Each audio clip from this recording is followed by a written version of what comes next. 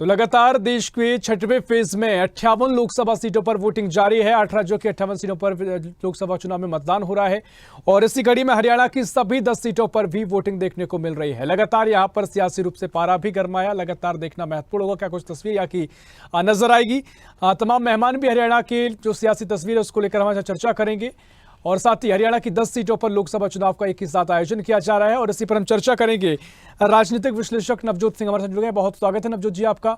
साथ ही भारतीय जनता पार्टी से प्रवक्ता संगीता सिंघल हमारे साथ जुड़ेंगी। उनके अलावा कांग्रेस प्रवक्ता प्रदीप अग्रवाल जुड़ेंगे और साथ ही इनेलो से गुरुशरण बलुचू हमारे साथ जुड़ेंगे।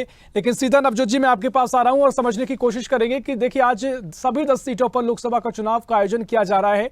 क्या कुछ तस्वीर आप देख रहे हैं, क्योंकि यहां पर कांग्रेस के पास तमाम मुद्दे हैं, कांग्रेस मुद्दों की मियाद पर मजबूत नजर आ रही है, लेकिन भारतीय जनता पार्टी ऐसी स्थिति में भी जीत का परचम लहरा देती है। पिछले 10 साल का रिकॉर्ड तो ये कहता है। आपको क्या कुछ तस्वीर नजर आ रही है? देखिए, सबसे पहले तो आपका धन्यवाद मुझे अपने शो में बुलाने के लिए जी। तो जहां तक हम राजनीतिक तस्वीर की हम बात करें यहाँ पे, तो सबसे पहले जो मुद्दे हैं जनता के बीच में जो अनएम्प्लॉयमेंट के मुद्दे हैं, जो जनता के बीच में जो आक्रोश है, उसको लेके जनता थोड़ा सा भारतीय जनता पार्टी को मुश्किलों का सामना करना पड़ सकता है।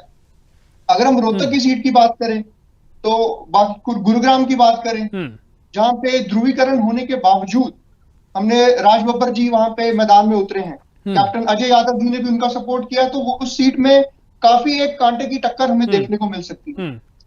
दो आपकी जो आरक्षित सीटें हैं, सिरसा की बात करें जहां कुमारी शैलजा जी का काफी ज्यादा वर्चस्व है, वो एक कद्दावर नेता है उस क्षेत्र में। अंबाला की बात करें, वरुण मुलाना जी हैं वहां पे। तो तकरीबन जो रुझान जो हम जब इलेक्शन शुरुआत हुई थी और अब जो रुझान बन के आ रहे हैं, तो कहीं ना कहीं बीजेपी का ग्राउंड फिसलता हुआ नजर आ रहा है। कुछ जो अपोजिशन इंडिया ब्लॉक है उसने अपना मोमेंटम गैदर किया है कुछ हद तक, और मुझे लगता है कांटे की टक्कर होने की उम्मीद है। जो पिछली बार हमने देखा है कि जो 10 का दम बीजेपी ने लगाया था, जो 10 सीटें लगातार जीत गई थी, और अक्सर ये माना जाता है कि जो हरियाणा में सीट जीतता है, जो विक्ट्री मिलती है जिसको, वो केंद्र में सरकार बनाता है। तो ये देखना यानी सत्ता का दौर भी हरियाणा को आप कह सकते हैं कि अगर देश की सत्ता में काबिज होना है तो हरियाणा से जीतना बड़ा एक महत्वपूर्ण कदम होता है। एकदम। और अगर आप कुरुक्षेत्र की बात करें, जो जहां से गुलजारी लाल नंदा जी भी आते हैं हमारे पूर्व। बिल्कुल नवजोत जी, मैं आपको 1 मिनट रोक रहा हूं और दर्शकों को महत्वपूर्ण जानकारी साझा कर दें, फिर मैं चर्चा पर लौटूंगा। तो देश भर में लगातार मतदान जारी है। 58 सीटों पर लोकसभा चुनाव हो रहे हैं। 8 राज्यों की 58 सीटें जिन पर छठवें फेज में मतदान लगातार जारी है। बिहार में 3 बजे तक के आंकड़े निकलकर सामने आए हैं। 45.21% मतदान बिहार में हुआ है।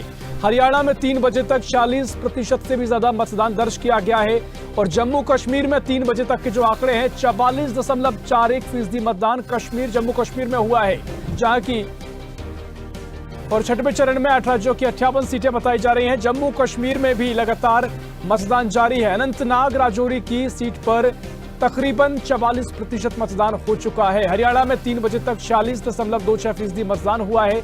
जम्मू कश्मीर के लिए बड़ी अपडेट, जहां 3 बजे तक 44.41% मतदान हुआ है। लगातार ये आंकड़े बढ़ते जा रहे हैं और कश्मीर से सुखद तस्वीर निकलकर सामने आ रही है, जहां पर लगातार वोटिंग प्रतिशत बढ़ता हुआ नजर भी आया है। चर्चा पर दोबारा लौटेंगे और नवजोत जी हमारे साथ जुड़े हुए हैं, अपनी चर्चा को आगे बढ़ा रहे थे।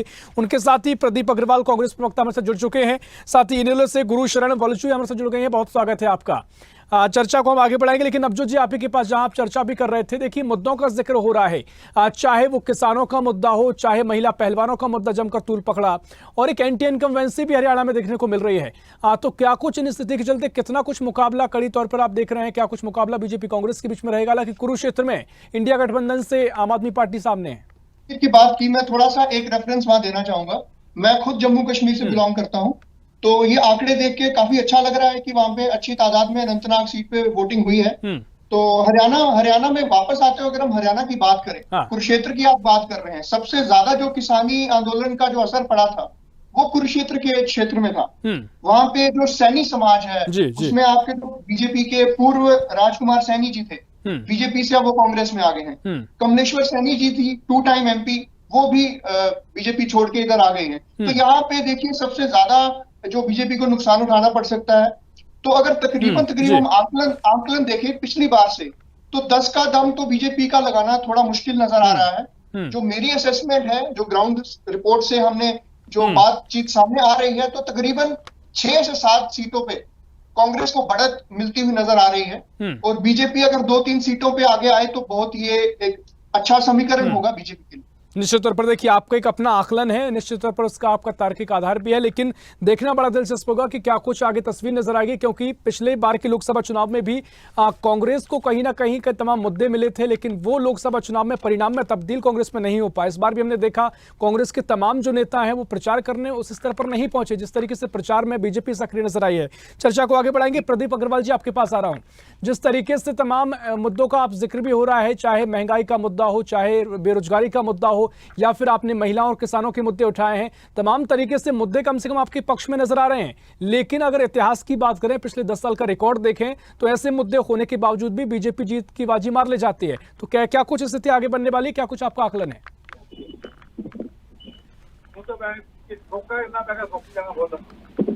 जी प्रदीप जी।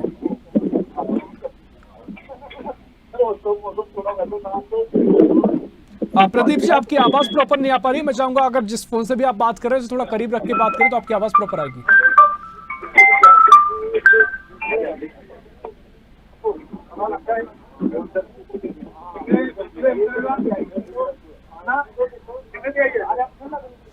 प्रदीप जी, मेरी आवाज आप सुन पा रहे हैं?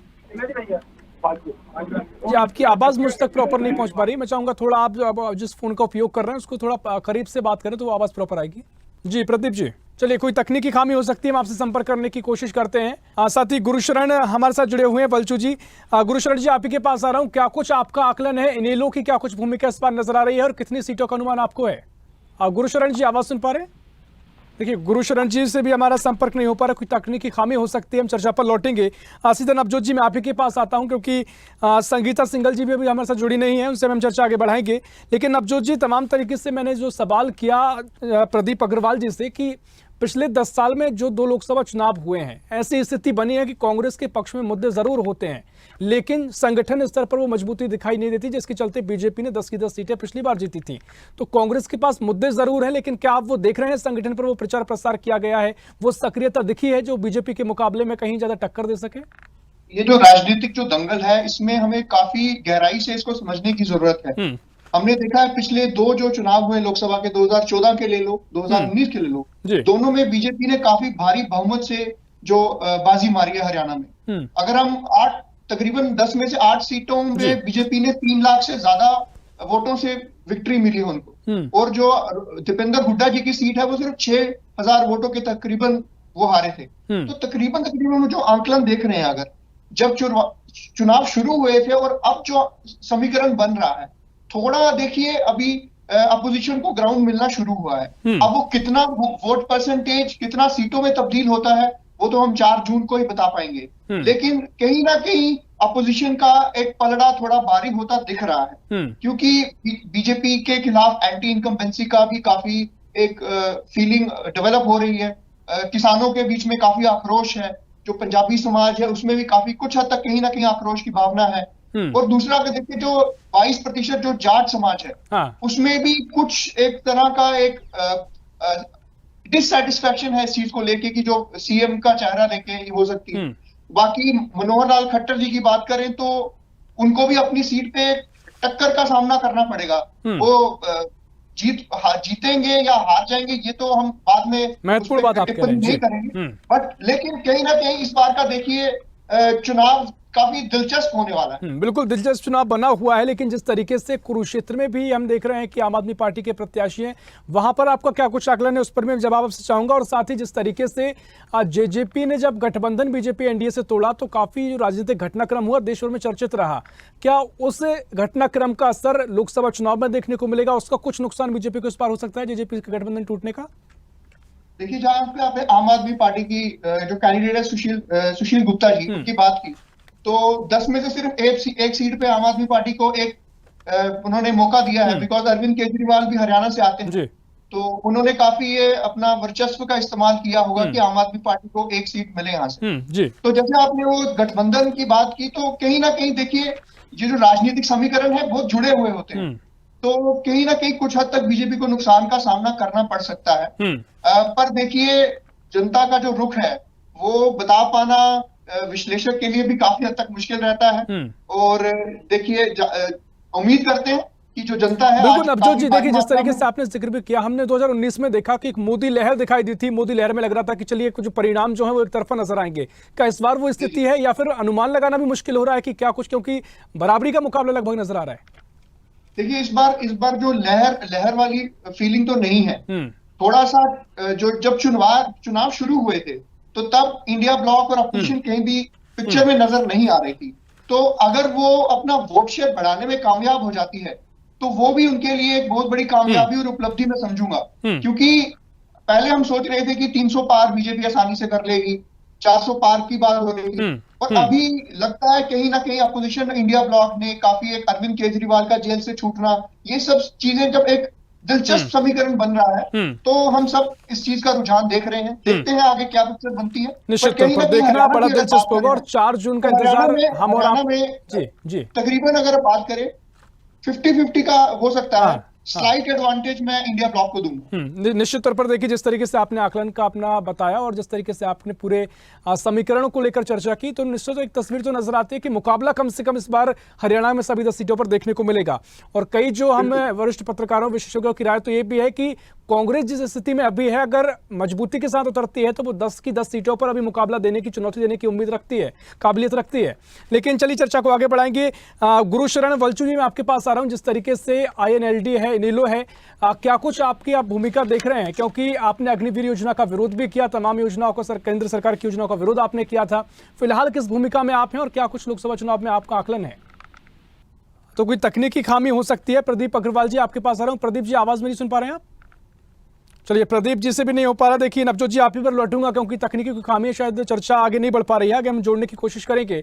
लेकिन जिस तरीके से तमाम सीटों का जिक्र है, चर्चा भी है, लेकिन क्या इन मुद्दों को बनाने में कांग्रेस हो या गठबंधन हो, लगातार चर्चाएं होती हैं? क्योंकि जो चर्चा सवाल मैंने आपसे किया कि 10 सीटों पर कांग्रेस चुनौती दे सकती है, इस तरह की भूमिका में कांग्रेस नजर आ रही है। लेकिन चूंकि सवाल है संगठन स्तर का, हमने और आपने देखा कि बीजेपी जमकर प्रचार प्रसार किया है। तमाम दिग्गज नेता, JP नड्डा हो या फिर अमित शाह हो, या तमाम जो बड़े बड़े नेता हैं, वो हरियाणा पहुंचे, प्रचार प्रसार किया गया। लेकिन कांग्रेस की ओर से वो प्रचार प्रसार नहीं देखने को मिला। साथ ही पार्टी की जो संगठन स्तर पर भी कई ऐसी गड़बड़ियां सामने आई, जहां पर कहे कि तमाम जो नेताओं के नामांकन फॉर्म जमा करने में तमाम दिग्गज नेता नहीं पहुंचे, चाहे पूर्व मुख्यमंत्री भूपेंद्र हुड्डा हो, जो कहे कि तमाम जगह जब उनकी जरूरत थी वहां नहीं पहुंचे। तस्वीर ऐसी दिखाई दी है। तो क्या कुछ आपको लगता है संगठन में सब कुछ ठीक चल रहा है? देखिए, आपने जैसे 10 सीटों पे टक्कर की बात की, तो टक्कर होना और सीटों में तब्दील होना दो अलग चीजें हैं। तो मैं, अगर आप ये सवाल मेरे से 3 महीने पहले पूछते, तो मैं यकीनन ये कहता कि बीजेपी काफी ज्यादा एडवांटेज में है। लेकिन अभी देखिए, कहीं ना कहीं वो समीकरण थोड़ा बदला है। वो सीटों में तब्दील होना, 10 सीटें जीतना कांग्रेस के लिए मुझे नहीं लगता इतना पॉसिबल होगा। 5 सीटों पे काफी अच्छी टक्कर है। जैसे आप सिरसा की सीट हो ले लो, आप बाकी सीटें, कुरुक्षेत्र की सीट हो, कुछ सीटों पे देखो 5 से 6 सीटों में कांग्रेस अच्छी टक्कर देने वाली है। बाकी सीटों में बीजेपी को कहीं ना कहीं एडवांटेज भी है। खट्टर साहब है, बेशक कुछ एंटी इनकम्बेंसी रहेगी, बट फिर भी क्योंकि वो कदावर नेता है, उनका एक अपना रसूख है, तो वो अपनी सीट को बना पाने में, उधर दीपेंद्र हुड्डा जी की सीट का मुझे लगता है कांग्रेस वो सीट पॉसिबिलिटी है वो ले जाएगी वो सीट। तो पिछली बार भी जो मार्जिन था वो बहुत 6000 वोटों का था, जबकि बाकी सीटों पे 3 लाख से ऊपर का मार्जिन रहा था। तो इस लिहाज से मुझे जहां तक लगता है कि कहीं ना कहीं टक्कर जरूर है, बट 10 सीटें कांग्रेस ले जाएगी। लेकिन एक सवाल ये भी आता है ना कि 58% वोट बैंक 2019 में बीजेपी के कब्जे में गया था। 58% वोटर्स बीजेपी को वोट करे थे। तो ऐसे में क्या इतना बड़ा जो आंकड़ा है वो कितना कम होगा? क्या वो चुनौती जरूर, हम और आप क्या कह रहे हैं, लेकिन क्या इतनी बड़ी जो मुद्दे हैं, जो एंटी इनकम्बेंसी है, कि उसका प्रभाव इतना पड़ेगा कि इसके उलट भी आंकड़े जा सकते हैं? देखिए, वो 58% बहुत ज्यादा एक वोट शेयर होता है।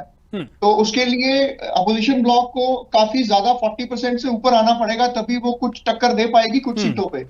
तो जहां पे डिफरेंस बहुत कम था, और जहां पे जो स्थानीय जो MP कैंडिडेट खड़े किए गए हैं, उनके खिलाफ जो रोष है, तो वहां पे वो सीट्स कन्वर्ट होने की पॉसिबिलिटी बढ़ जाती है। बट जैसे आपने कहा कि इतना पूरा तब्दीली हो पाना कि 10 की 10 सीटें या 8-9 सीटें ले जाएगी अपोजिशन, ऐसा कह पाना काफी हद तक एक थोड़ा सा मुश्किल होगा, और ऐसा होने के चांसेस भी काफी कम है। बिल्कुल नवजोत जी, एक महत्वपूर्ण सवाल और आपसे ये है कि हरियाणा का जिक्र जब भी होता है वहां पर जातिगत समीकरण काफी महत्वपूर्ण हो जाते हैं। जो भी सीटें हैं, जो भी प्रत्याशी उतारे गए हैं, चाहे कांग्रेस हो बीजेपी, जातिगत समीकरण ध्यान में रखकर ही उतारे गए हैं। तो क्या कुछ जातिगत समीकरण आप देख रहे हैं, कौन किसके पक्ष में है? क्या बीजेपी और कांग्रेस में वो स्थिति है जिसमें जातिगत समीकरण के चलते कोई आधार अभी बन सकता हो? देखिए, सबसे बड़ा जातीय समीकरण तो जाट वोट को लेके होगा। तो अगर बीजेपी को सबसे ज्यादा अगर किसी चीज से नुकसान होगा वो जाट वोट से, अगर वो कंसोलिडेट हो जाता है इकट्ठा। लेकिन अगर वो आईएनएलडी, आप और कांग्रेस के बीच में थोड़ा कहीं ना कहीं जहां पे डिवाइड हो रहा है वो, तो वहां पे बीजेपी को फायदा होता नजर आएगा।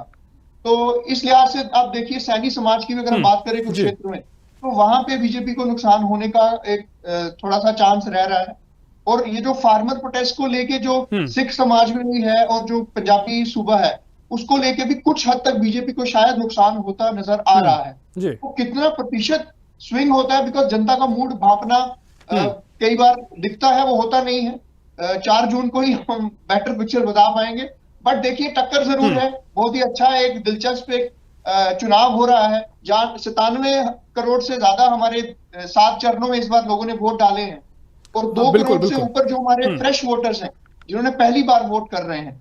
तो आई थिंक वो इस चुनाव की दिशा को और दशा को तय करने में एक काफी महत्वपूर्ण भूमिका निभाने का रोल कर सकते हैं। निश्चित तौर पर काफी महत्वपूर्ण भूमिका उनकी भी रहेगी। और देखिए, तकनीकी खामी की चलते तमाम गेस्ट हमारे साथ नहीं जुड़ पाए, लेकिन नवजोत जी, आपसे विस्तृत चर्चा हुई है, तमाम आपने अपने बिंदु रखे, आपने अपना आकलन रखा। बहुत बढ़िया आकलन आपका यहाँ से दिखाई देता है, लेकिन तस्वीर क्या कुछ नजर आती है? क्योंकि मुकाबला जरूर हमें भी दिखाई दे रहा है, हम जब चर्चा कर रहे हैं और जो अभी तक की स्थिति रही है, तो एक मुकाबला तो जरूर यहाँ पर दिखाई दे रहा है, लेकिन क्या तस्वीर 4 जून को नजर आएगी, वो देखना महत्वपूर्ण होगा। बहुत शुक्रिया करना चाहूंगा नवजोत जी आपका चर्चा में शामिल होने के लिए। तो लगातार जो हरियाणा को लेकर 10 सीटों पर वोटिंग जारी है और यहां पर जमकर मुकाबला देखने को मिल रहा है। दिलचस्प लड़ाई सियासी रूप से नजर आ रही है, क्योंकि तमाम बिंदु हैं, तमाम मुद्दे हैं, इनकम्बेंसी भी हरियाणा में नजर आ रही है। लेकिन देखना दिलचस्प होगा कि 4 जून को क्या कुछ नतीजे निकलकर सामने आएंगे। फिलहाल के लिए रणभूमि 2024 में इतना ही, लेकिन लोकसभा चुनाव को लेकर स्वदेश न्यूज पर महाकवरेज जारी है। देखते रहिए स्वदेश न्यूज, सबसे पहले देश।